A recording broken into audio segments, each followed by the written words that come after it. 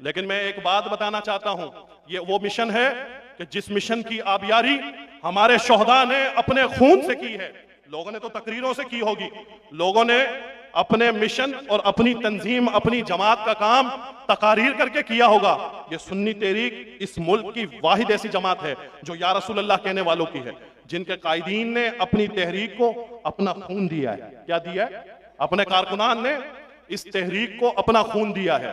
तो ये तहरीक किसी की साजिशों से खत्म नहीं होगी। मैं रहूं या ना रहूं, सरवत भाई रहें या ना रहें, हमारी मरकजी कैबिनेट, सूबाई कैबिनेट रहे या ना रहे, मैं आपको यकीन से कहता हूं सलीम कादरी का मिशन हमेशा चलता रहेगा, अब्बास कादरी का मिशन हमेशा चलता रहेगा। जिस नाम पर, जिस कौज पर इन्होंने अपनी जिंदगियां कुर्बान की, उस फिक्रे रजा पर लोग आते रहेंगे, काम करते रहेंगे और यह कारवां चलता रहेगा इंशाअल्लाह।